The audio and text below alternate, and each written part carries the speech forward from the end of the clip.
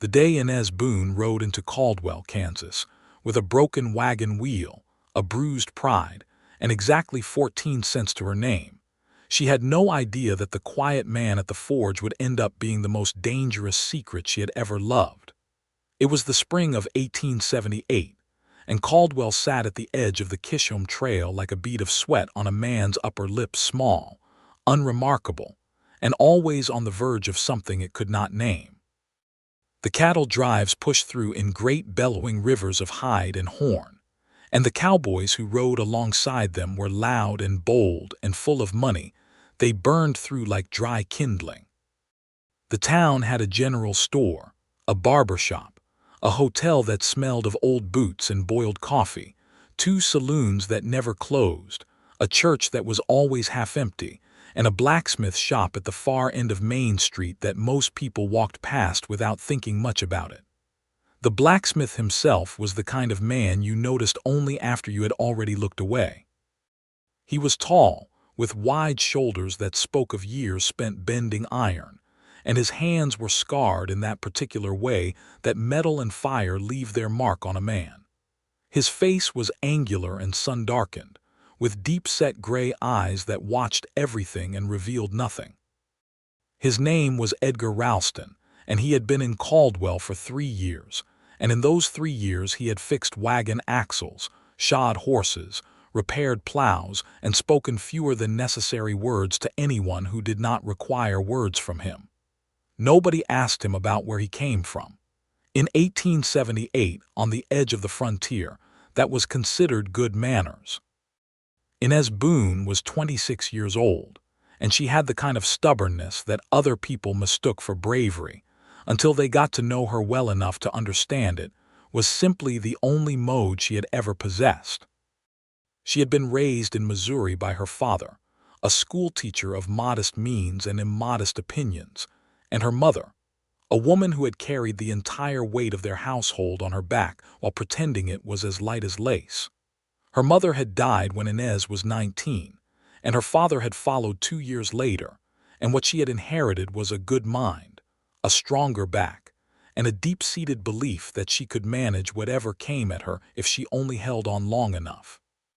She had been traveling from Wichita, where she had spent the better part of a year working as a seamstress for a woman named Mrs. Caldecott, who paid her in criticism and very little coin. She had finally gathered enough money to make a move, to start something of her own, and she had heard that the town of Caldwell was growing, and that a woman with good sewing skills and a head for numbers might find opportunity there.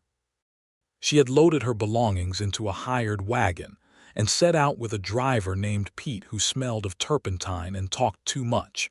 And somewhere on the road south, the right rear wheel had cracked clean through, and Pete had gone to see about finding a replacement and had not come back, which told Inez everything she needed to know about Pete. She had walked the last 2 miles into Caldwell pulling a small trunk by its handle, and the first person who had pointed her toward anything useful was old B. Hutchins, who ran the hotel, and B. had said, "You need a wheel fixed. You go see Edgar at the smithy. He does not talk much, but he does good work, and he does not cheat women, which is more than I can say for most men in this town." Inez had found the smithy by the sound of it first, the rhythmic ringing of hammer on iron that traveled through the warm spring air like a heartbeat. She had pushed open the wide wooden door and stood in the entrance, blinking against the heat and the orange glow of the forge, and she had seen Edgar Ralston for the first time with his back to her, striking a piece of glowing metal with a precision that was almost meditative. "Excuse me," she said. He did not stop working. "One moment," he said, and his voice was low and unhurried, the voice of a man who saw no reason to rush words any more than he rushed anything else. She waited. She watched him work. She noticed the way he moved, efficient and controlled, no wasted motion, no wasted energy. He finished what he was doing and plunged the iron into the water barrel, and the great hiss and cloud of steam that rose up made her step back instinctively. Then he turned and looked at her with those gray eyes, and something happened in the space between one breath and the next that Inez could not have named at the time and would spend a long time afterward trying to put language to. "What can I do for you?" he said. "I have a wagon about 2 miles back with a cracked rear wheel," she said. "And I need someone who can either repair it or replace it, and I was told you were the person to see." He looked at her steadily. "I can do that. I will need to see the wheel." "The wagon is on the South Road, near a stand of cottonwoods." He nodded and began removing his heavy leather apron. "I will take my horse and have a look. You can wait here or come along." "I will come along," she said, because she was not the kind of woman who waited when there was something she could be doing. They rode out together, Inez perched behind him on the broad back of his dark horse, which was not a comfortable arrangement but was practical, and she noticed that he sat in the saddle the way he stood at the forge, with that same quality of absolute stillness within motion, as though he and the horse were one thing that simply happened to be two. She did not talk much on the ride, which surprised her because she was generally a talker, but something about his silence made talking feel like an interruption. When they reached the wagon, he dismounted and crouched down beside the wheel and looked at it for a long time without touching it, the way a doctor might examine a wound before making any decisions. Then he ran his fingers along the crack and pressed at the wood and rocked the wheel gently. "I can replace it," he said. "I have spokes and a rim that will fit well enough. It will take a day." "How much?" she asked and braced herself. He named a price that was fair, genuinely fair, and she felt the tension she had been carrying since Pete abandoned her release by several degrees. "All right," she said. "I agree to that." He looked at her then with something that was not quite a smile, more a softening around the eyes. "You can leave your trunk at B's hotel. Tell her I sent you and she will give you a fair rate." "You are on good terms with B. Hutchins?" Inez asked. "She is the most sensible person in Caldwell," he said simply, and turned back to examining the wheel.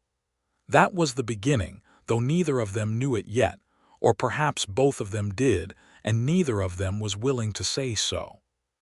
Inez spent that first night at B's hotel, in a small room with a window that looked out over the empty lot between the hotel and the barber shop, and she lay in the narrow bed and thought about practical things, which was her habit when she was feeling something she could not quite manage. She thought about finding a space to set up her sewing business.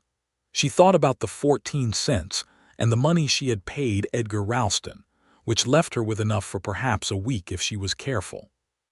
She thought about the vast openness of everything out here, the sky that went on forever and the wind that never stopped, and the way this little town seemed both permanent and temporary at once, like it had decided to exist for now and was reserving the right to change its mind.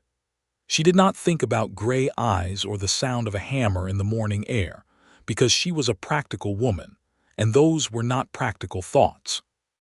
But the next morning, when she went to collect her repaired wagon, she found it waiting outside the smithy with the new wheel bright and clean against the dusty road, and Edgar Ralston was already working again, and he barely looked up when she came in to pay him, but when she thanked him and turned to leave, he said, "Miss," and she turned back. "The boarding house on the corner of 2nd and Prairie has a room in the front with a big window," he said. "Mrs. Delaney, who runs it, is looking for a tenant. The window is south-facing, good light for sewing." He paused. "If that is the kind of work you do," she stared at him. "How did you know I was a seamstress?" "You mend your own clothes very well," he said, "but the stitching on your collar is a different thread from the rest of the garment, which means you repaired it yourself on the road. Women who can do that kind of work while traveling tend to be professional seamstresses." She blinked. "That is very observant." He shrugged slightly, the way a man does when he has said more than he intended. "Mrs. Delaney," he repeated. "2nd and Prairie." "Thank you," Inez said, and she meant it in a way that went somewhat beyond the repair of a wagon wheel. She went to see Mrs. Delaney, who was a round Irish woman with red cheeks and a warm disposition, and the room with the south-facing window was exactly what Inez needed. The rent was manageable.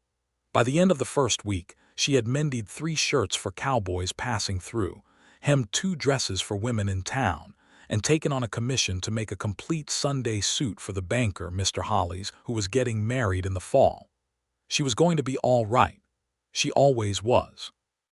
But the town was also becoming real to her in the way that towns do when you stop passing through them and start living in them. She began to see the patterns. She began to know the people. She began to understand the particular rhythm of Caldwell, which was not unlike the rhythm of a heart, slow and steady, except for the moments when the cattle drives came through, and the whole town quickened into something wilder and louder and more dangerous. She also began to see Edgar Ralston more clearly, which was a different thing from simply noticing him. She saw him at church on Sunday mornings, sitting in the back pew alone, not singing but not checking out either, just present and attentive in that way he had. She saw him at the general store, buying flour and coffee and tobacco, speaking few words and paying exact amounts. She saw him break up a fight between two drunk cowboys outside the Silver Spur Saloon one night, not with raised fists, but with a calmness and a particular quality of authority in his voice that made both men stop and look at him, and then quietly decide to go somewhere else. And she saw him, once, at the edge of town near the creek, standing very still with his hands in his pockets, looking out at the open land as though he were reading something in it that no one else could see.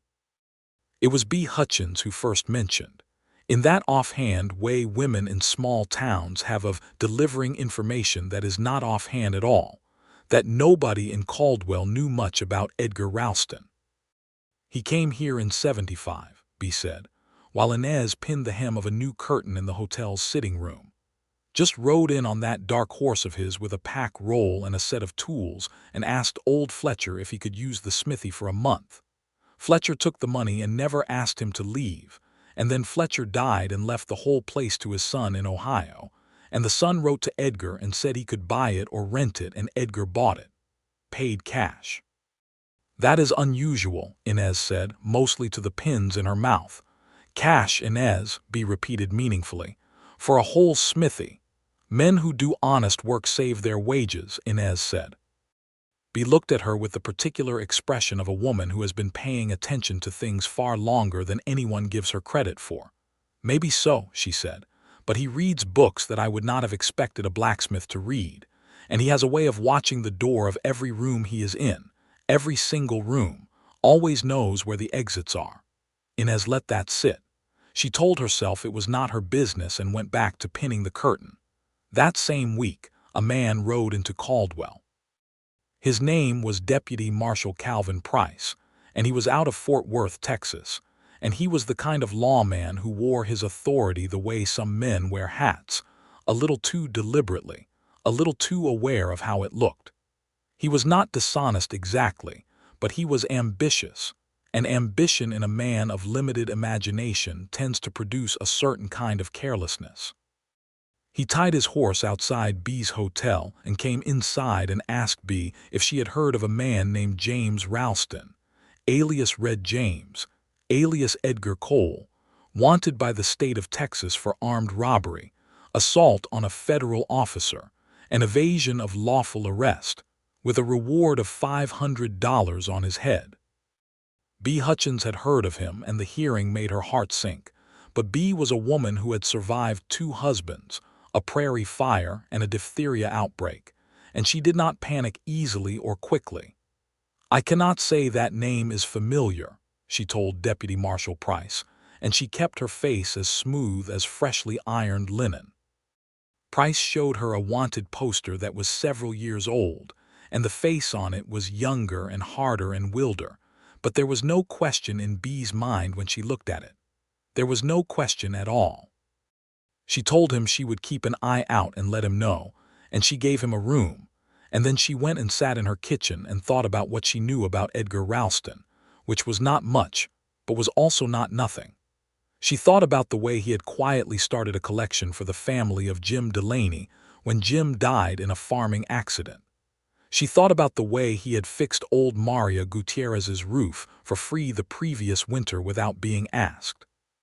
She thought about the fight he had broken up outside the Silver Spur, which could have gone much worse without him. And she thought about the fact that she had never once in 3 years seen him draw a weapon or raise his voice or do anything that suggested he was anything other than what he appeared to be.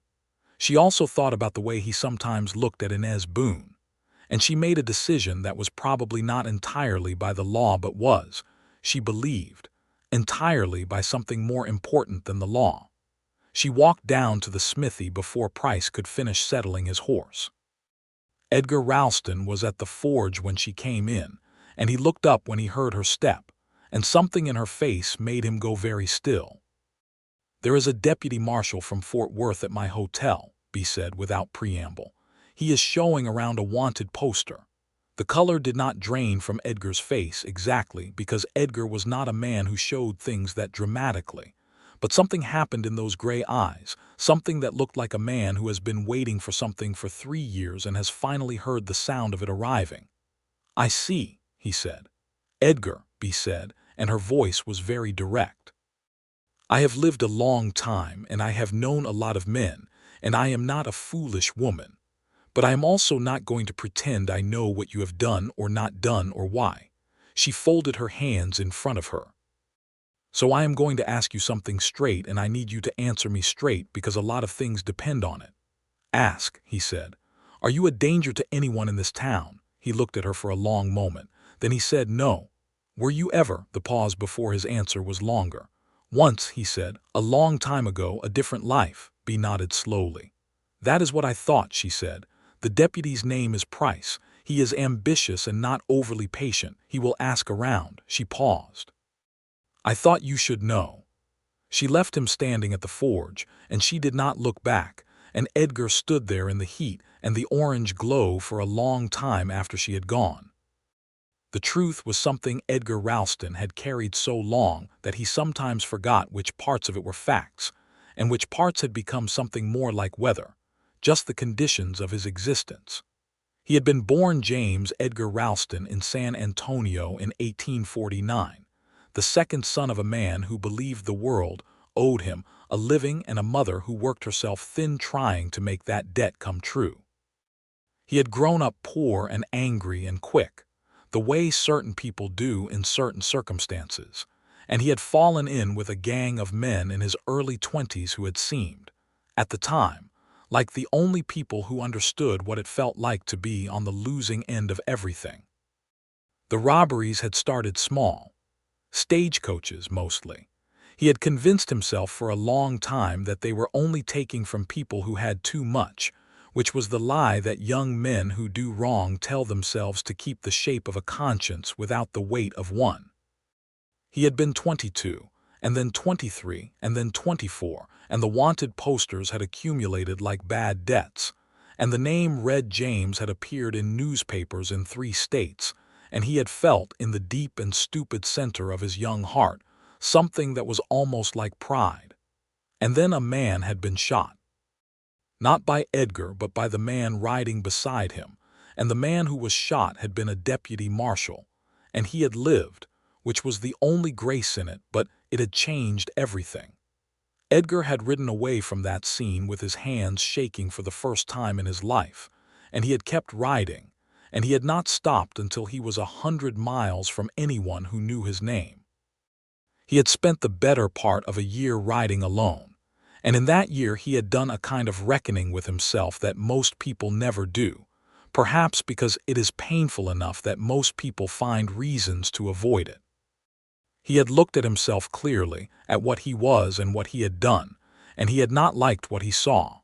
And he had made a decision that was less a decision than a need, the way breathing is a need to become something different.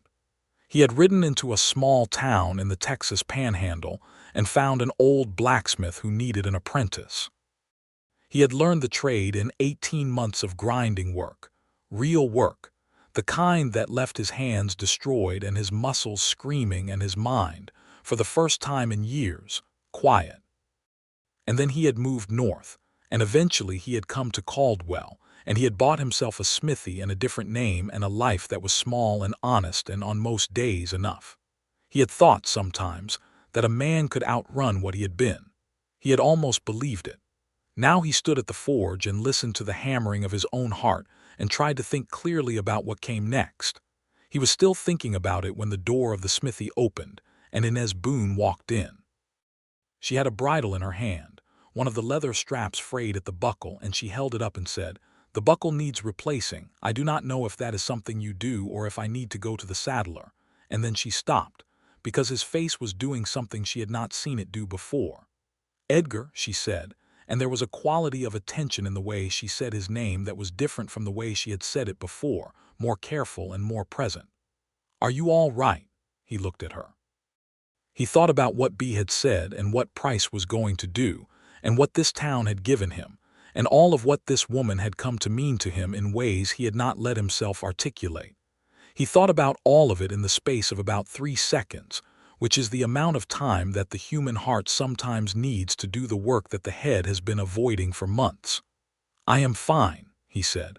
"Leave the bridle. I will have it for you tomorrow." She looked at him a moment longer, with those brown eyes that seemed to operate on the principle that if you looked at something long enough, you would eventually understand it. Then she nodded and set the bridle on the workbench and turned to leave. "Inez," he said. She turned back. "Have you had supper?" The question surprised them both. She could see it in the way he looked, slightly astonished with himself, as though the words had moved faster than he intended. She considered him for a moment, considered the question, considered everything she had been pretending not to think about for the past several weeks. "No," she said, "I have not." "There is a place on 3rd Street, Rosa Medina's house. She cooks and charges a fair price," he said. "It is not a restaurant, just a house, but the food is good." "I know it," Inez said. "I have been there twice." "Would you go again tonight?" he said. "With me?" She looked at him steadily. "Yes," she said, "I would." They had supper at Rosa Medina's long kitchen table, along with a cattle hand named Douglas who was passing through, and an old widower named Mr. Tanner who ate there every night because his own cooking, he said, was a cruelty to himself and anyone in smelling distance. Rosa served beans and salt pork and cornbread and coffee strong enough to stand up and walk, and it was good and simple and filling. And Inez and Edgar sat across from each other and talked in a way they had not talked before. He asked her about Missouri, and she told him about her parents, about her father's school and her mother's garden, and the way the river looked in the fall. She asked him about his work, and he told her about the satisfaction of making something useful from raw iron, about the almost meditative quality of the forge when the work was going well, about the way a horse that had been badly shod would favor a foot in ways that broke your heart if you paid attention.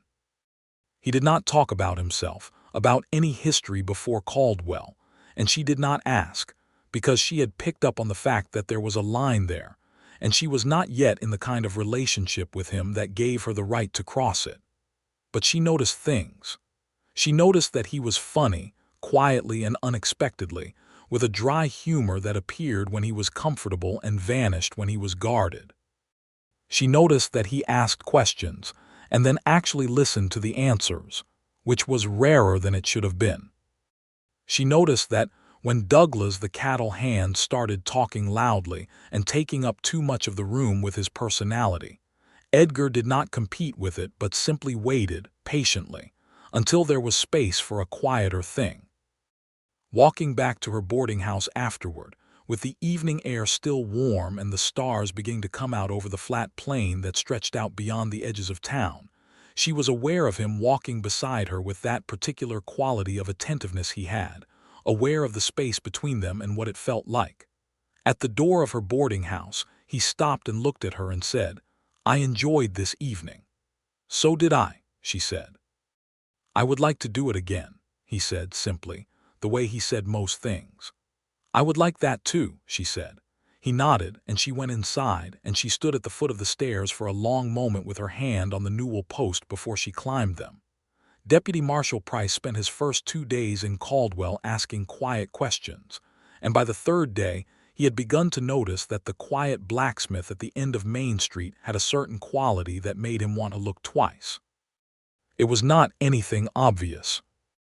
It was more the way that some men have an economy of movement and a situational awareness that you learn in law enforcement to associate with men who have spent time in dangerous situations. Men who have been hunted, or who have hunted, or both. He showed the wanted poster at the Silver Spur Saloon on the second evening, and a cowboy named Hector Beaumont, who was 3 whiskeys deep and always liked to be the man who knew things, squinted at the poster and said, "That kind of looks like the fella at the smithy, except younger and meaner," and then went back to his whiskey and forgot he had said it. Price did not forget. On the morning of the 4th day, he came to the smithy. Edgar heard the boots on the wooden floor and turned from the anvil and looked at the man in the doorway, and in the gray of his eyes there was nothing that could be called fear exactly, but there was a deep and absolute recognition. "Morning," Price said, showing his badge as he came in.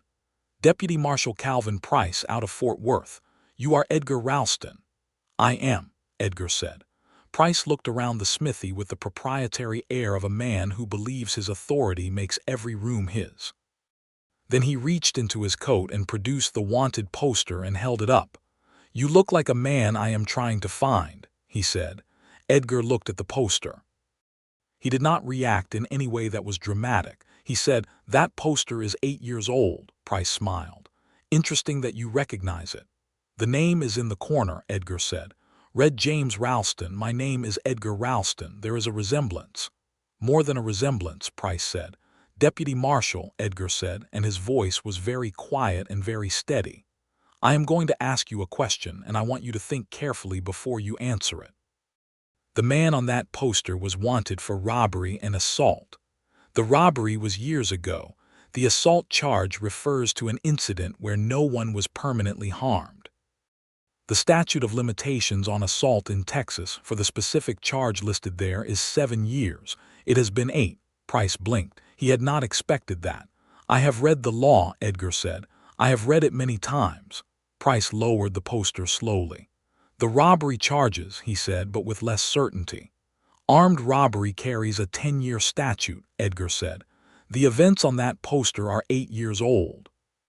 You would need to demonstrate that the charges were filed within the required period and that a warrant was issued within 2 years of the offense.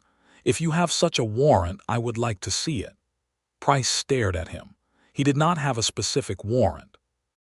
He had been operating on bounty information and the poster itself, and the legal intricacies that Edgar was citing were not things he had thought to verify before riding up to Kansas on what he had assumed would be a straightforward collar. "I will look into that," Price said stiffly. "You do that," Edgar said, and turned back to his work. Price left, and Edgar stood very still at the anvil for a long moment after the sound of his boots had faded. And then he went to the side room of the smithy, where he kept a small living space, and he took out a battered copy of a law book that he had owned for 6 years and had read cover to cover 4 times, and he verified what he had told Price. He was right. He had been right. But being right in the law and being safe were not always the same thing, and he knew that Price, if he was ambitious enough, might find ways to press the issue, or might simply decide that the reward was worth the trouble of fabricating a warrant. He needed to talk to someone, and the only person in Caldwell, outside of B. Hutchins, who he trusted enough, he realized, was Inez Boone. He found her at her boarding house that evening, on the porch where she sometimes sat in the hours before dark, working on whatever piece of sewing she had taken home. She was hemming a skirt by the light of the lowering sun, and she looked up when she heard his step, and something in his face made her set the sewing down immediately. "Sit down," she said. He sat in the chair beside her, and he looked out at the street for a moment, and then he turned and looked at her directly, and he said, "I am going to tell you something, and I need you to hear all of it before you decide what you think of it." She nodded once, and he told her. He told her all of it. He told her about San Antonio and his father, and the anger he had carried from childhood like a stone in his boot. He told her about the gang and the robberies, and the years of telling himself lies that he almost believed. He told her about the shooting of the deputy marshal, and the horror of that moment, and the riding away, and the year alone when he had faced himself and not liked what he saw. He told her about the blacksmith in the Panhandle who had taught him a trade with the patience of a saint, and about the slow building of something different. He told her about Caldwell, and the 3 years of a life that felt real in a way the previous years had not. And then he told her about Deputy Marshal Price and the wanted poster, and the legal argument he had made, and what it might or might not be worth. She listened to all of it without interrupting, which was something she was not always naturally inclined to do, but which felt necessary. She listened, and she watched his face, and she was aware of the immense effort it was costing him to say these things, which was the effort of a man who had been very alone with a very heavy thing for a very long time. When he finished, the sun was nearly down and the first lights were coming on in the buildings along the street, and the frogs had started up somewhere near the creek, and it was quiet in the way that the early frontier evenings sometimes were, before the saloons got loud. She said, "How old were you when the robberies started?" 22, he said. She was quiet for a moment. "And you have not broken the law since?" "No," he said, "not once." She was quiet for another moment. "And the man on that poster read James," she said. "Do you feel like him?" He looked at her steadily. "No," he said, "I have not felt like him in a very long time." She picked up her sewing again, not because she was going to work on it, but because having something in her hands helped her think. She turned it over once and then set it down again. "I am not going to pretend that what you have told me does not change things," she said. "It does. It is a large thing to learn about a person. But I also know what I have seen of you in the weeks I have been in this town, and those things are not nothing, Edgar." She looked at him. "I am not going to lie to you and say it changes nothing, but I am also not going to run away from it because I am not built that way." He looked at her with an expression that was very controlled but in which something nonetheless moved, the way something moves beneath the surface of still water when disturbed from below. "The question," she continued, "is what happens with Price. I believe the legal argument is sound," he said, "but I am not certain he will accept it, and there are ways around it for a man who is determined." "Then we need someone who can advise us properly," she said. "There is a lawyer in Wichita. I passed his office on my way here, a man named Abernathy. He was advertising legal services on a board out front." "I know of him," Edgar said. "Can you write to him, describe the situation?" "I can do that," Edgar said, and then paused. "You said we." "Yes," Inez said simply. "I said we." He looked at her for a long moment, and what passed across his face was something she had not seen before, something that was relief and something that was not quite belief. The face of a man who has expected so long to be alone with hard things that he does not quite know what to do when he is not. "Ez," he said, and her name in his mouth had a quality it did not have when other people said it. "Write the letter tonight," she said. "I will help you if you need it." They drafted the letter together at the small table in the smithy's back room, Inez suggesting the legal language with a clarity that surprised him, and that reflected the education her schoolteacher father had given her, and Edgar adding the specifics of the charges and dates. They sent it on the stage the next morning, and then they waited. While they waited, something shifted between them that was not dramatic or sudden, but was nevertheless unmistakable. He came to collect her for supper at Rosa Medina's on Thursday evenings. She brought him coffee sometimes in the mornings, because she passed the smithy on her way to Mrs. Hollis's house, where she was now doing regular work. They talked on her porch in the evenings, and the conversations went longer each time, ranging wider, going deeper. She told him about the injustice she had seen in her travels, the particular way that women and people with dark skin and the indigenous peoples of the plains were made to feel that the territory belonged to everyone except them, and how that made her angry in a persistent and useful way. He listened to this with the attention he gave to everything she said, and he added his own observations, careful and specific, and she found that he had thought about these things too in the long, quiet years of making himself over, and that his thinking was not simple or comfortable. He told her about the Comanche people he had encountered in the Texas Panhandle, and the way the old blacksmith who had trained him had had a long and respectful relationship with a particular group of families who came through seasonally, and how watching those interactions had changed something in how Edgar understood the land and who had prior claim to it. He did not moralize about it. He simply told her what he had seen and what he had thought, and she valued his honesty and his refusal to make easy conclusions out of complicated realities.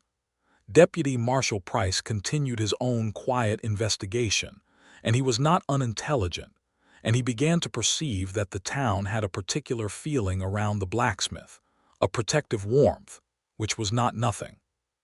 He also did some checking and found, with some irritation, that Edgar Ralston's legal argument about the statute of limitations was not entirely without merit. He wrote back to Fort Worth for clarification. On a Tuesday morning about 10 days after the letter to Abernathy was sent, two things happened. The first was that Hector Beaumont, the cowboy who had made the comment about the wanted poster at the Silver Spur, got drunk enough on a Wednesday night to go to Price's room at the hotel and repeat his observation in considerably more detail, including the useful specification that the blacksmith's full name was Edgar Ralston, and not something that started with James. The second was that Inez walked into the Silver Spur herself that same evening, which was not a thing that women in Caldwell in 1878 generally did without good reason, and she sat down across from two cattle hands she knew by sight and said, quietly, "I need to know what Hector Beaumont said to the deputy marshal tonight." The cattle hands were surprised enough by her presence to tell her. She went straight to Edgar. He was in the back room of the smithy, reading by lamplight, and he looked up when she came in and knew immediately from her face that something had moved. She told him what Beaumont had said, and he set the book down very carefully and thought. "If Price has a clearer identification," Edgar said, "he may decide the legal uncertainty is worth pressing regardless." "Is there anyone in this town who has any influence over what happens next?" Inez asked. "Any official who might intercede?" Edgar thought. "Sheriff Baines," he said slowly. "He is a fair man. He knows me. We have worked together when the drives bring trouble. If Price wants to take someone out of his jurisdiction, he would need Baines to cooperate." "Then we need to talk to Baines," Inez said. "Inez," he said, and she looked at him, "this is my problem. I do not want you putting yourself in the middle of it." "I am already in the middle of it," she said. "I put myself there, and I am not moving." He looked at her for a moment with an expression that was many things at once. Then he said, "All right." They went to see Sheriff Baines the next morning, and Inez sat in the chair across from the sheriff's desk while Edgar stood beside her, and they told Baines the whole of it. Baines was a tall man from Ohio with white whiskers, and a reputation for doing things by the letter of the law when the letter served justice, and by the spirit of it when the letter fell short, which was the sign of a good lawman. He listened to all of it, including Edgar's legal argument regarding the statute of limitations, and then he leaned back in his chair and thought for a long time. "You are telling me," Baines said slowly, "that the man I have known for 3 years as Edgar Ralston was once James Ralston out of San Antonio, and that there are outstanding questions about whether any charges against him are still actionable." "That is what I am telling you," Edgar said. Baines looked at him. "Are you dangerous to my town?" "No," Edgar said. "Have you been dangerous to my town at any point in the past 3 years?" "No." "Has there been any incident in the 3 years you have been here that reflected poorly on your character?" Edgar said nothing, because Baines knew the answer. Baines sighed and picked up his hat and turned it in his hands. "I have gotten word from Fort Worth in response to Price's inquiry," he said. "The specific assault charge against the man named Red James lists a warrant that was issued in 1870, which is indeed within the 2-year window for the offense.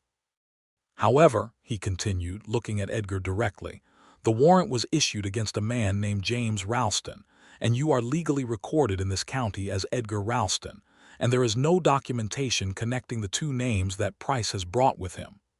Inez felt something release in her chest. Edgar was very still. "Price can push the matter," Baines continued. "He can write to Austin and request documentation and pursue a formal identification. That would take months, and during those months, you would be within your rights to retain a lawyer. He paused. However, I have also received this morning's stage from Wichita. He reached into his desk and pulled out a letter with a Wichita postmark and handed it to Edgar, who opened it. It was from Abernathy. Edgar read it and then handed it to Inez, and she read it too. Abernathy's letter was detailed and clear. He had researched the specific charges and had found that the warrant issued in 1870 had been superseded by a second warrant in 1871 that listed additional charges, and the second warrant had been improperly filed, meaning it had certain technical deficiencies that made it contestable. Additionally, the original assault charges statute had indeed run its full course. The robbery charges were more complex, but Abernathy argued that without a proper and current warrant connecting Edgar Ralston specifically to the offenses attributed to James Ralston, Price had no legal basis for an arrest. He offered to come to Caldwell and appear in person if required. Baines read the letter when Inez handed it back across the desk, and he read it twice, and then he set it down. "I am going to tell Marshal Price," Baines said, "that based on my review of the legal situation and the documentation provided, I do not consent to any arrest within my jurisdiction until a valid and current warrant connected to a confirmed identity is produced. That is my right as the sheriff of this county, and I intend to exercise it." He looked at Edgar. "That buys time. It may buy more than time depending on what Fort Worth decides to do." "Thank you, Tom," Edgar said quietly. Baines held up a hand. "Do not thank me yet. Price is ambitious and he is not done. You need to keep Abernathy engaged, and you need to stay clean and visible. No disappearing, no running. If you run, you look guilty, and looking guilty is worse than being guilty in the eyes of a jury." He paused. "Do you understand?" "I understand," Edgar said. Baines looked at Inez. "And you, Miss Boone? You are not involved in this legally, but you are involved in it personally, and I would advise you to be careful about what that costs you." "I have counted the cost," Inez said. "I am not worried about it." Baines looked at her for a moment, and then something that might have been respect moved across his weathered face. "All right then," he said. They walked out into the morning sunlight together, and Edgar stopped on the boardwalk and looked out at the street, at the familiar dust and noise of Caldwell going about its business, and she stood beside him and waited. "I may lose all of this," he said quietly. "Everything I have built here." "You might," she said, "but you might not." He looked at her then sideways, and there was something in that look that broke open finally like a seed that has been waiting a long time in the dark. "Why are you here?" he said. "In all of this, you could walk away from it. It does not touch you." "Edgar," she said, and her voice was patient and clear and warm. "You touch me. That is why it touches me." He looked at her for a long moment in the open morning light with all the noise and business of the frontier street moving around them, and then he said, very quietly, "Inez." "Say what you are trying to say," she said. "I think about you," he said, with the careful deliberateness of a man who has chosen each word with great precision. "I think about you constantly. I have thought about you from very early on, and I told myself it was not my right to say anything because of what I was carrying, because of what might come after me." He looked at her steadily.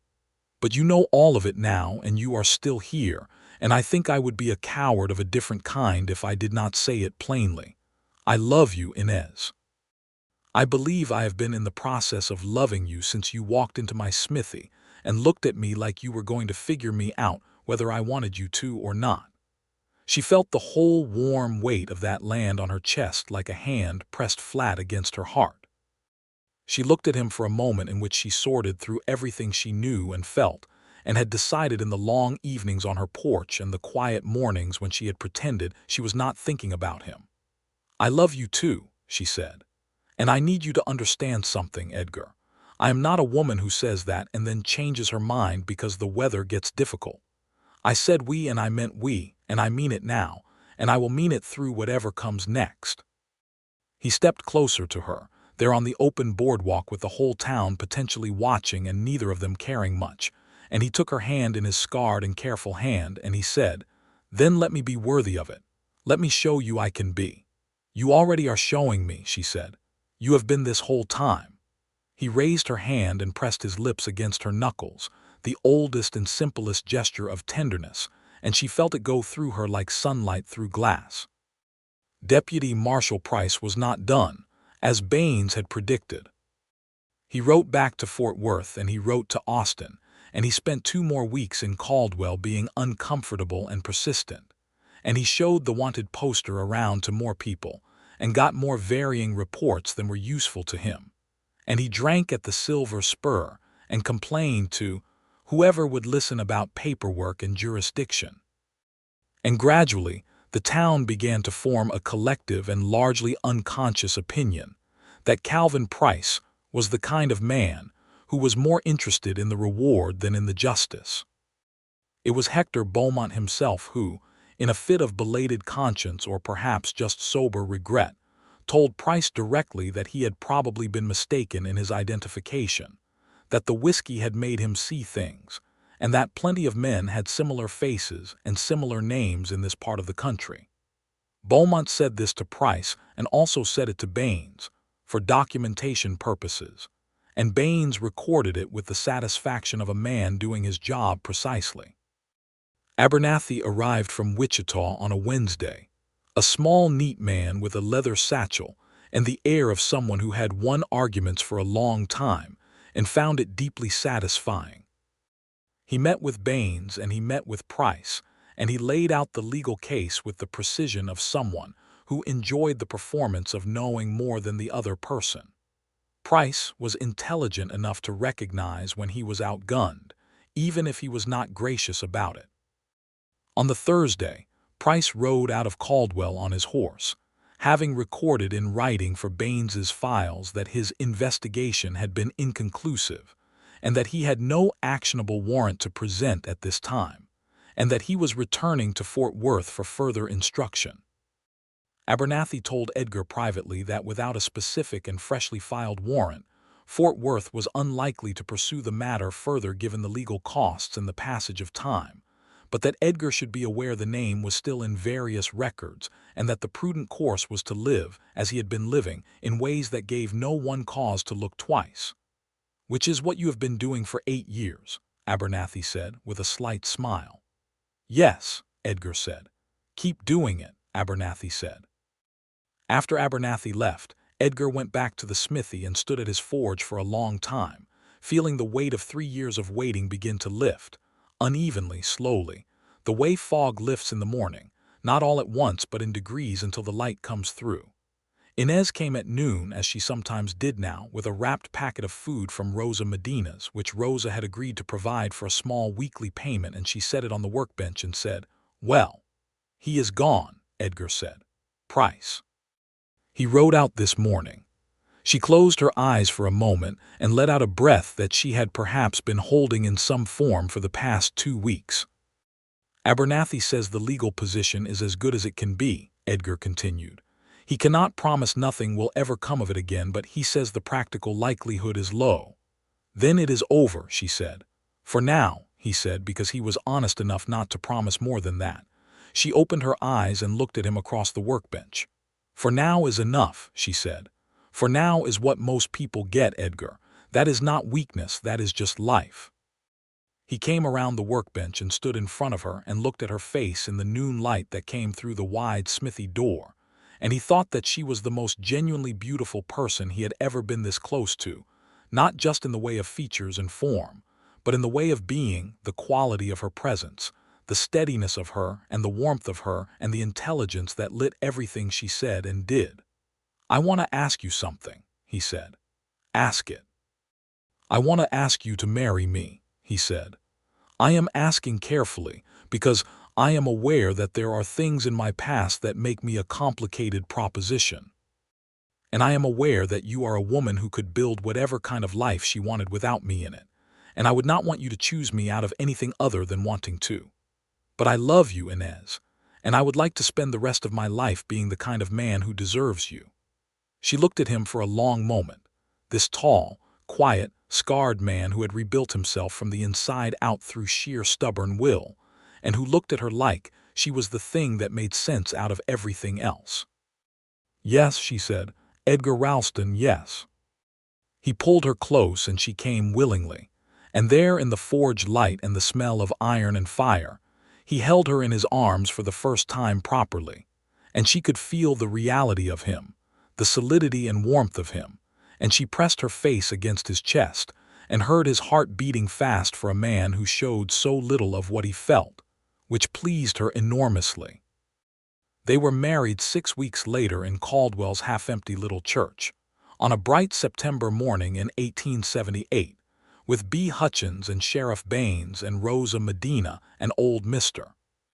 Tanner and a surprising number of people from the town in attendance, which told Edgar, if he had not already understood it, that Caldwell had come to think of him as its own.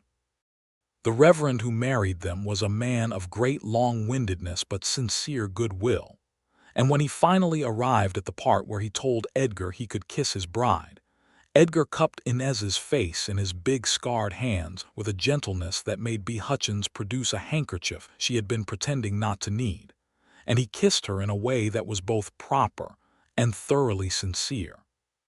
Afterward there was a gathering at Rosa's, which turned into something considerably larger than Rosa had planned for, but which she managed with the expert hospitality of a woman who has fed large numbers of people her whole life. Someone produced a fiddle, and someone else found a harmonica, and Douglas, the cattle hand, who happened to be passing through on another drive, turned out to have an unexpectedly good singing voice, and the evening went late and warm and full, the way good evenings do. Inez and Edgar walked home in the dark together for the first time as husband and wife, through the quiet streets of Caldwell with the stars overhead and the sound of the prairie wind, and he kept her hand in his, and she leaned into his arm, and thought that of all the ways her life might have gone after Missouri and her parents' death and Mrs. Caldecott and the broken wagon wheel and the 14 cents, this particular way was the one she would have chosen if she had been able to choose. She told him so. He was quiet for a moment in the way that meant he was feeling something too large for quick words. "So would I," he said finally, "every part of it. Even the hard parts, because the hard parts are what got me here." She squeezed his hand. They moved into the house beside the smithy that had previously been used only for storage, which Edgar had spent 3 weeks quietly converting into rooms fit for living. He had done the work himself with the same care and precision he brought to the forge, and the result was small but solid and warm, with good windows and a proper kitchen stove and a bedroom that looked east so the morning light came in first thing. Inez hung curtains she had sewn herself and arranged her few good things on the shelves and hung her mother's small mirror above the washstand, and she stood in the middle of the kitchen and looked around at the room and thought home. The life they built together had a quality of rightness to it that surprised even Inez, who had tried to be practical about love and found that practicality did not really apply to it. They were well suited in the deep ways that mattered. They were both people who worked hard and meant what they said. They were both people who found comfort in quiet and who needed, alongside the quiet, the occasional conversation that went to the bone. They disagreed sometimes, because they were both people with opinions, and their disagreements had the productive quality of two people who respect each other enough to argue honestly and who are willing to be wrong. Edgar taught her the names of the stars on the evenings when they sat on the porch together, which the old blacksmith in the Panhandle had taught him during the long nights of his apprenticeship, and she taught him to read music, because she had her mother's small collection of sheet music and her father's conviction that music was not a luxury but a necessity, and Edgar turned out to have a quiet singing voice that he used only in her presence, and which she considered one of her most private treasures. She expanded her sewing work through the fall of 1878 and into 1879, taking on commissions from the surrounding farms and ranches, and by the spring of 1879, she had hired a young woman named Carla Martinez to help her, which gave her not only assistance with the work but also a kind of company she had not known she was missing. Carla was 17 going on 40, sharp and ambitious and willing to learn, and Inez taught her everything she knew. The Kishom Trail was changing by 1879, with the railroad pushing further and the cattle routes shifting, and Caldwell was growing because of it. More people coming through, more business, more noise. Edgar's smithy expanded to take on an apprentice of his own, a 15-year-old boy named Samuel, whose family had come down from Iowa on a farming claim, and who had a natural gift for metalwork. Edgar trained him with the same patient thoroughness that had been given to him, and Samuel flourished under it, which gave Edgar a satisfaction that was of a particular and deep quality. On a warm evening in May of 1879, Inez sat across from Edgar at their kitchen table and told him she was going to have a child. He looked at her across the table in the lamplight, and something happened in his face that was unlike anything she had seen there before. Something that was completely unguarded, completely open, all the careful control simply gone, and what was underneath it was a joy so large and raw that it made her eyes fill with tears just to see it. He came around the table and knelt beside her chair and took both her hands in his and held them against his chest. "Inez," he said, and her name in his voice had the quality of a prayer and a promise at once. "I thought you should know," she said, which was not the most articulate thing she had ever said, but which made him laugh, one of his infrequent and genuine laughs that she collected like coins. "I believe I should," he said. "Yes." Their son, James Edgar Ralston, named for the name his father had been born with and the name he had chosen, because Inez had suggested it and Edgar had looked at her with such surprise and emotion that she had known immediately it was right, was born in January of 1880, in the bedroom with the east-facing window, with Rosa Medina and B. Hutchins in attendance and Edgar in the main room wearing a path in the floorboards that Samuel, who had been sent to fetch water and had been lingering out of loyalty and anxiety, later said was visible for months afterward. The baby was loud and healthy and had Edgar's gray eyes, which Inez pointed out to him in the first hours with a satisfaction she did not attempt to hide. "He looks like you," she said.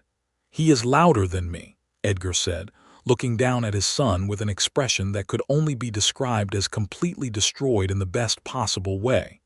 "He will probably always be louder than you," she said. "That is not a difficult bar."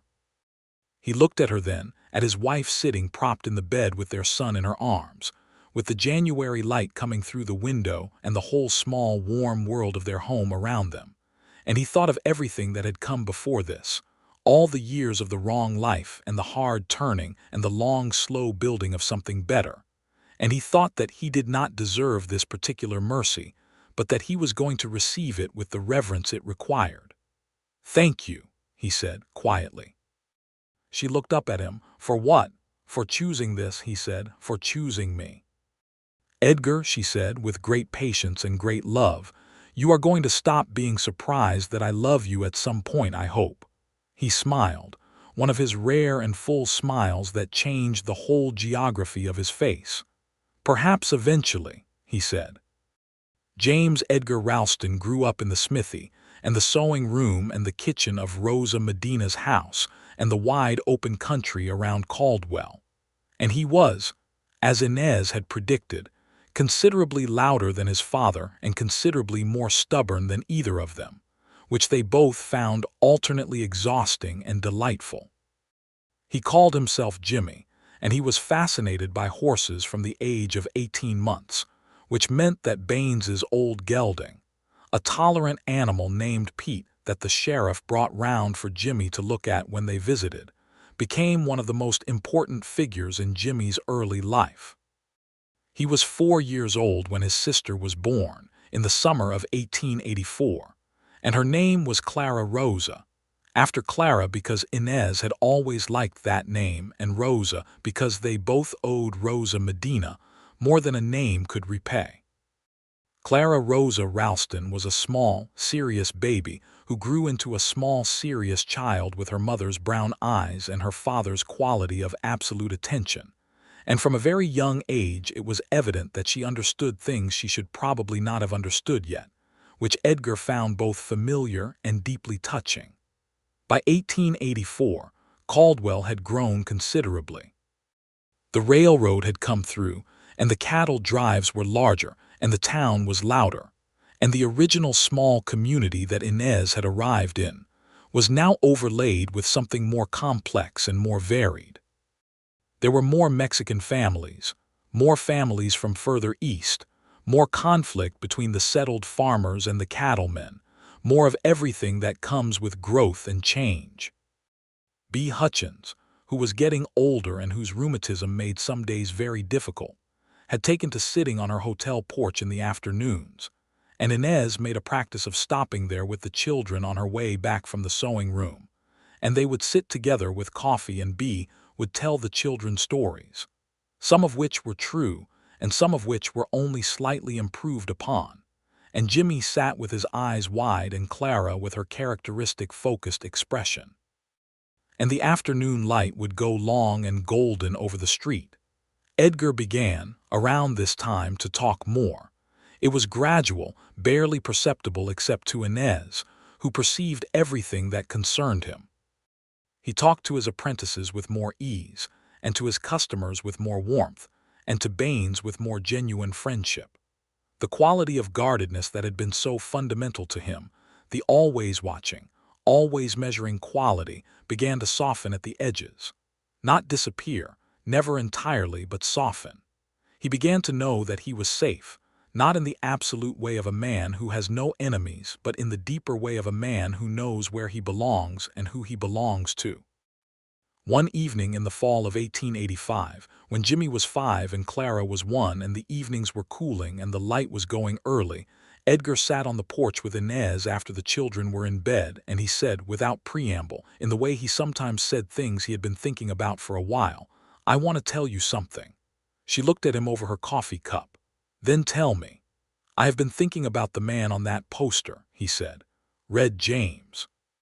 I have been thinking about him for a long time, and I used to think about him with shame, which was appropriate and necessary.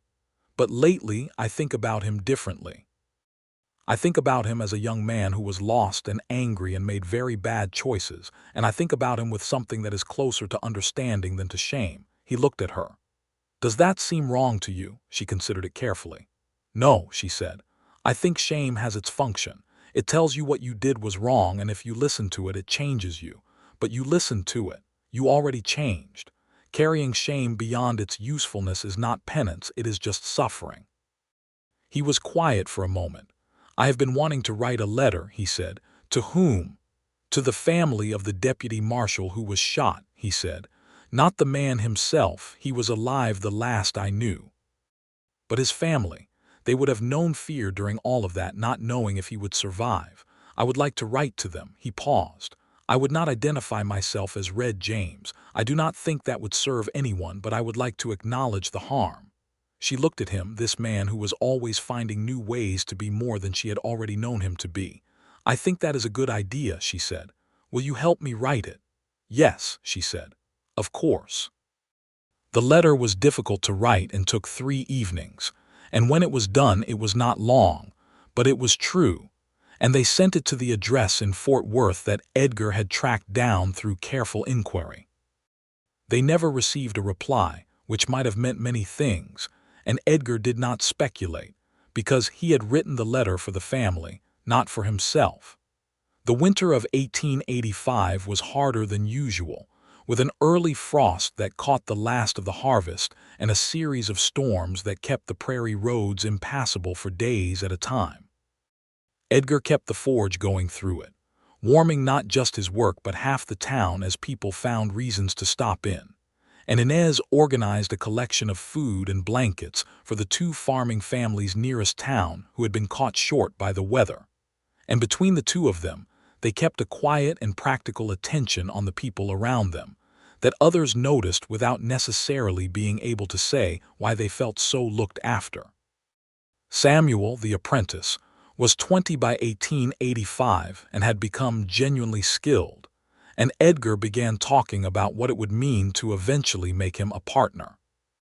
Samuel was also, by this time, deeply in love with Carla Martinez, who had grown from Inez's 17-year-old assistant to a 23-year-old woman with her own small dressmaking business, operating out of the room adjacent to Inez's, and who had the kind of professional confidence that comes from years of good work well done. Inez watched the two of them with the particular pleasure of someone who understands what is developing because she has been through the development of something similar, and she gave Carla the same kind of straight talk she had appreciated in herself, which was that if you know what you want, you should say so and stop waiting for the right moment, because the right moment is almost always the moment you decide to make it. Carla and Samuel were married the following spring, in 1886, in the same little church where Edgar and Inez had been married 8 years before, and Edgar was Samuel's witness, and Inez stood beside Carla with Clara on her hip, and Jimmy sat in the front pew with his grandfather's eyes and his mother's directness, and his small, serious face, watching the ceremony with the focused attention that suggested he was filing it away for future reference. By 1887, the practice of Inez's sewing work and Edgar's smithing had made them comfortable in the modest frontier sense of the word, which meant they owned what they used and owed nothing to anyone, and had enough put by to manage a bad season without panic. They had expanded the house beside the smithy to include a second bedroom for the children and a proper sitting room where Inez kept her books, which were her most valued possessions after the people in her life. Edgar had, by now, a reputation in Caldwell and the surrounding county that was nothing short of solid. He was the man people called when they needed something fixed and fixed right. He was the man Baines consulted when he needed someone to help talk a situation down without guns being drawn. He was the man who had quietly co-signed the loan for a Mexican family named Gutierrez when the bank had refused them on grounds that had nothing to do with their creditworthiness and everything to do with their name, and who had done so without making any of the public show of it that might have made it feel like charity. He was the man who read books and who taught his children to read books, and who believed, in the quiet center of his being, that the mind is a thing worth cultivating. Nobody in Caldwell who knew him now would have known what to make of the name Red James Ralston or the wanted posters that had once covered 3 states. The man in those posters was a ghost, and the man at the forge was entirely real, and the distance between the two was the distance of a whole life chosen differently. It was B. Hutchins, in one of the last conversations they had before her health declined significantly in the winter of 1888, who said something that Inez kept for the rest of her life. They were sitting on B's porch in the thin November sunlight, Bee wrapped in her heavy shawl and Inez beside her with the children off with Edgar at the smithy, and they were talking about nothing in particular, which was the kind of talking that contains everything. "You know," Bee said in her direct way, "when I went to warn him about Price, I was not certain it was the right thing to do." "And now," Inez said. Bee looked out at the street at the familiar business of Caldwell going about itself. "People think of the law as a simple thing," she said, "as though what is legal is always right and what is illegal is always wrong. But I have lived long enough to know that is not how it works. The law catches up to justice eventually, sometimes if the people inside it are trying. But the law and justice are not always the same thing at the same time." She paused. "Edgar Ralston is a just man. Whatever he was before, the man I have known for 13 years is a just man, and this town is better for having him in it." Inez looked at her with deep affection. "Thank you for what you did," she said. "I know I have said it before." "You do not need to keep saying it," Bee said. "The grandchildren you are going to have will say it without knowing they are saying it. That is thanks enough." Bee Hutchins passed away in the January of 1889, quietly and in her sleep, in her own hotel, in the room she had always kept for herself on the upper floor.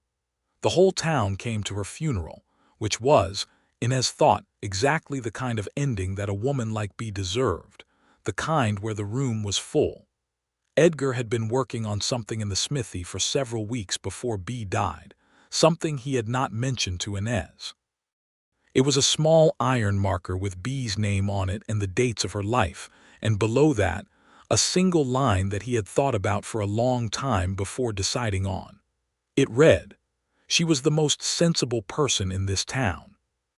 He placed it at her grave himself, without fanfare or explanation, and the people who came to pay their respects in the weeks that followed stopped and read it, and more than one of them agreed that it was exactly right. Jimmy was 9 years old in 1889, and he had developed a particular obsession with horses that had graduated from admiration to something more systematic. He wanted to know everything about them, their care and their feeding and their temperament and their training, and he followed Edgar around the smithy asking questions about shoeing and health that were more sophisticated than anyone had a right to expect from a 9-year-old. Edgar answered every question with the seriousness it deserved, because he believed a child's curiosity is a gift, and the quickest way to destroy it is to treat it as an inconvenience. Clara, at 5, had announced that she intended to be a schoolteacher, which made Inez feel the particular complicated pride of a woman who sees herself reflected in her daughter in the best possible way. Inez had begun, quietly, to teach Clara to read and write herself, and Clara applied herself to it with her characteristic focus, and by the time she was 6, she was reading ahead of most children twice her age. In the summer of 1890, something happened that brought the whole shape of their life into sharp relief in a way that was unexpected, and in its way, clarifying. A man came through Caldwell on a cattle drive, a trail boss named Harrison, and Harrison was a loud and well-traveled man who had been everywhere and knew everyone, or believed he did. He was eating at Rosa's, which was by now an actual small restaurant rather than a private kitchen, and he was talking at length about a case he had heard about, some outlaw from Texas back in the 70s who had apparently gone straight and was living somewhere in Kansas. And wasn't that something? And how did a man like that live with himself? Jimmy was at the table with Inez when Harrison said this because they had come for supper, and Inez felt her whole body go very still. Jimmy looked at her. He was 10 years old, and his gray eyes, so like his father's, were watchful and intelligent. "Mama," he said quietly. She looked at him for a moment. Then she looked at Harrison, who was still talking, not at anyone in particular, just at the air in front of him, full of his own story. "Excuse me," she said to Harrison, pleasantly but with a particular clarity. "I wonder if the man you are speaking of was not perhaps someone who was young and wrong, and then old enough to know better and brave enough to change. I wonder if you think there is any value in that kind of change." Harrison looked at her with mild surprise. "Well, I suppose," he said. "Then perhaps," she said, "the more interesting question is not how he lives with himself, but what kind of world we are building if we do not leave room for people to become better than they were." There was a short silence at the table. Harrison looked somewhat deflated. Jimmy looked at his mother with an expression of 10-year-old admiration that he was not attempting to conceal. After Harrison left, Jimmy said, "Were you talking about Pa?" Inez looked at him steadily.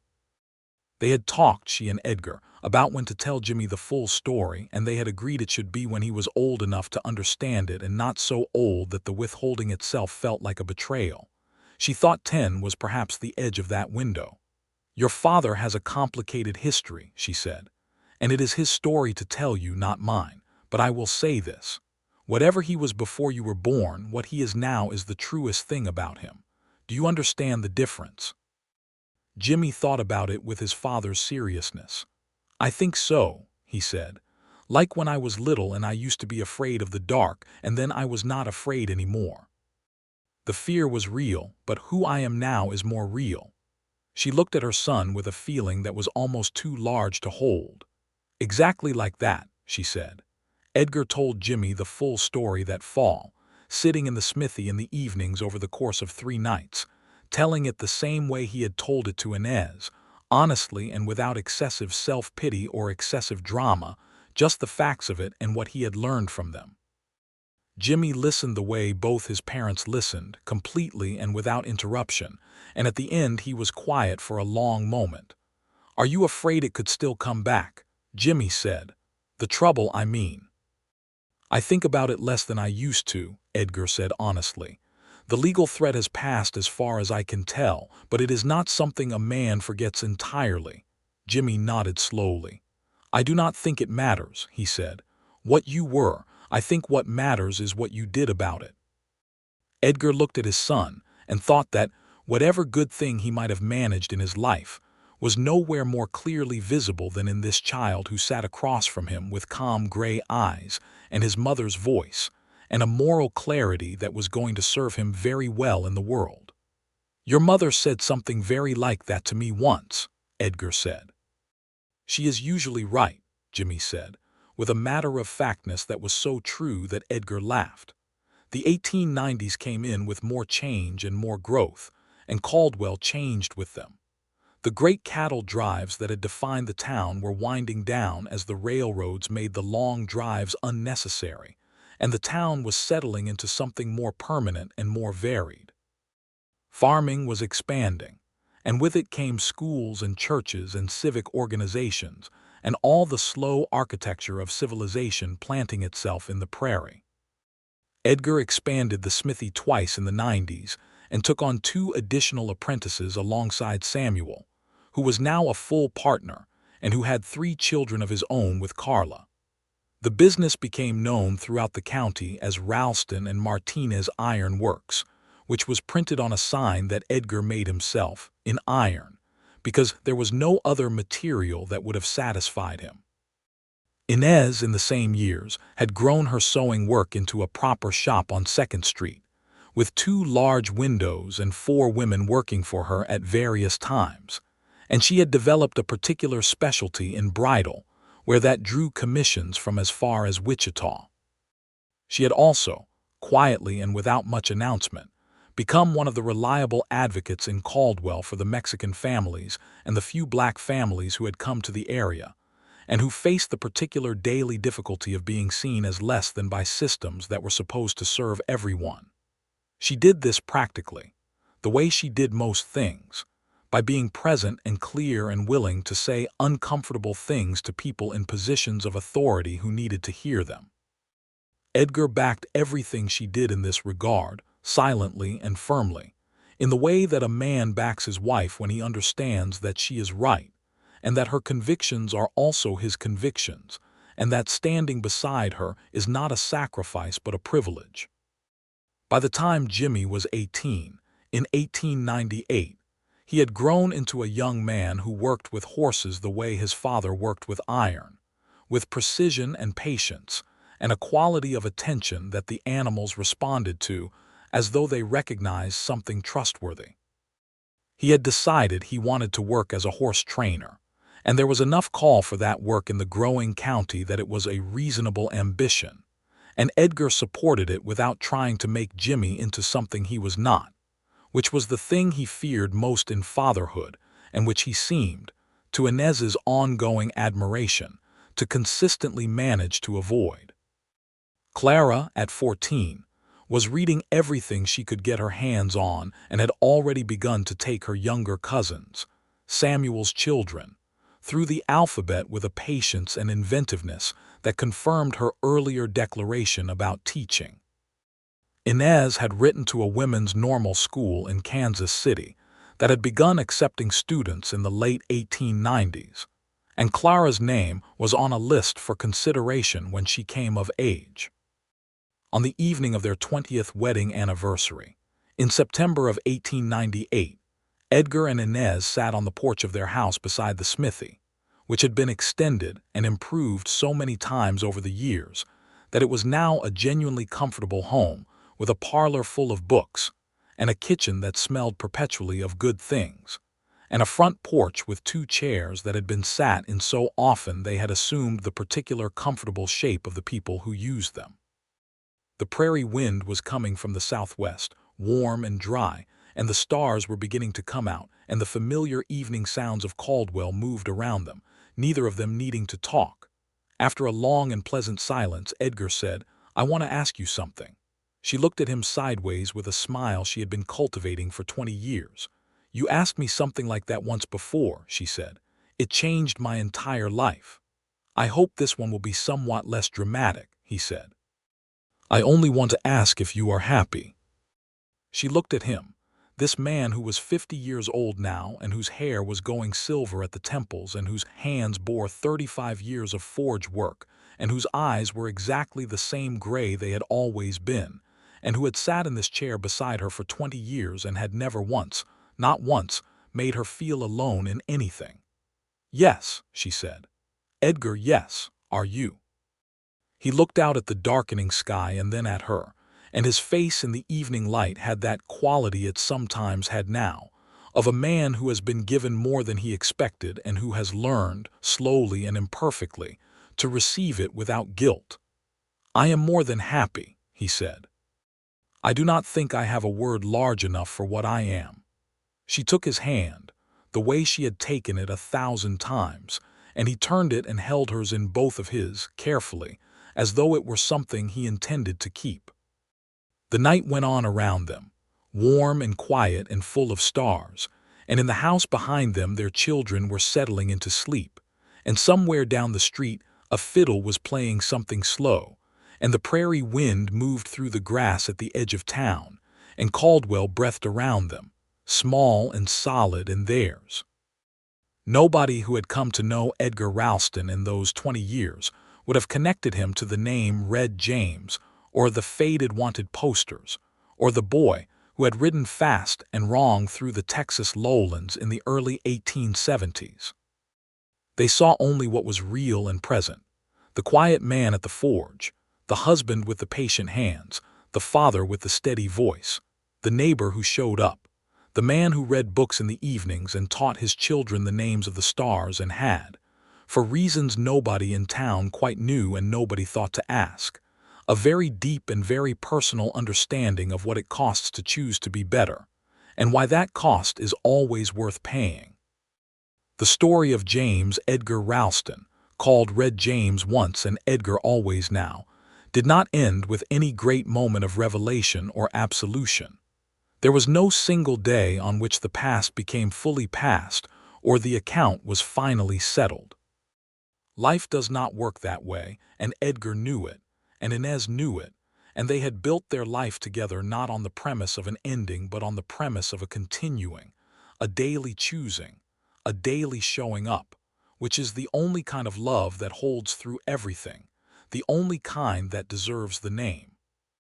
Clara went to the normal school in Kansas City in 1902, at 18, and came back 3 years later a certified teacher, and went to work in the new school that Caldwell had finally built on the east side of town. And she taught reading and arithmetic, and a little geography to children who would go on to do things that no one in 1878 would have imagined possible, because the world was already changing faster than any of them could fully see. And the children were the ones who would ride into it. Jimmy married a young woman named Pearl Hayes in 1901, a rancher's daughter from 20 miles south, who had the same quality of directness that ran through the women Edgar had been fortunate enough to have in his life. And their first child, a son, was born in 1902 and named Thomas. And Edgar held his grandson with the same carefully controlled and completely honest joy he had held his own children. And Inez stood beside him and watched his face and thought that there were no more words needed. That this was everything, this was all of it right here. The wanted poster that had once circulated through 3 states with the name Red James Ralston and the offer of a $500 reward was, by 1902, a thing that existed only in dusty file drawers in Fort Worth offices that nobody had reason to open. And the man it had described was so thoroughly replaced by the man who lived in Caldwell, Kansas, that even the replacement had grown old in the replacing, and what remained was simply a man, a good man, who had once been very lost and had found his way home in the most unlikely of places, through the most unlikely of doors, wearing a leather apron and holding a hammer and speaking fewer words than were strictly necessary. And beside him always, the woman who had ridden into that smithy with a broken wagon wheel and 14 cents and a stubbornness that other people mistook for bravery, and who had looked at him that first day with those brown eyes and had begun, right then, without knowing it or perhaps knowing it completely. The work of knowing him that would take a lifetime and feel, even at its longest and most difficult, like the most worthwhile thing she had ever done. Edgar Ralston died in the summer of 1915, at 66 years old, from a fever that came on quickly and allowed him only 3 days between the first sign of it and the end. He died in the bedroom with the east-facing window, in the bed he had shared with Inez for 37 years, with his wife beside him and his children in the next room and his grandson Thomas, now 13 and already showing the gray eyes that came down through the line, sitting in the chair by the window as the morning light came in. His last words to Inez, said clearly and without struggle, were, "I became someone worth loving. I think I actually did." She held his hand and said, "You did. You have been, Edgar, for a very long time." He closed his eyes and the morning went quiet, and the forge at the end of the street, which Samuel Martinez had kept going through 30 years of partnership, was silent that day and the day after, because some silences are necessary and some iron can wait. Inez Boone Ralston lived until 1929, which meant she lived to see things that no one in 1878 could have imagined, and she received each of these things with the same quality of attention she had brought to everything, absorbing them and thinking about them and forming opinions that she was never shy about sharing. She lived to see her daughter become the principal of Caldwell School. She lived to see Jimmy's horse training operation grow into something that stretched across 3 counties. She lived to see Samuel and Carla's children grow into remarkable adults who carried forward the names and the work and the quality of presence that their parents had established. She lived to know 5 grandchildren and 1 great-grandchild, Thomas's daughter, a tiny serious girl named Bee, for reasons that required no explanation. And she sat on the porch she had shared with Edgar in the evenings, in the chair beside the empty chair that she did not remove because she liked the shape of it, and she thought about all of it, all the long arc of it from the 14 cents and the broken wheel to this deep and settled life. And she thought that if you are lucky enough to find the right person, and brave enough to stay in it when it is hard, and honest enough to see each other clearly through all the years, you will eventually arrive at something that is not quite happiness in the simple sense but is more than that, is a kind of wholeness, a life that is truly lived, and she had had that. She had had all of it. The last entry in the small journal she had kept since Missouri was written in the spring of 1929, in handwriting that had gone shaky but remained precise, and it said only, "I would do it all again, every part. The wagon wheel and the 14 cents and the man at the forge. I would do it all again." Beneath that, in a different ink, as though she had added it later or had needed to think about it first, she wrote, "He became someone worth loving. He always was."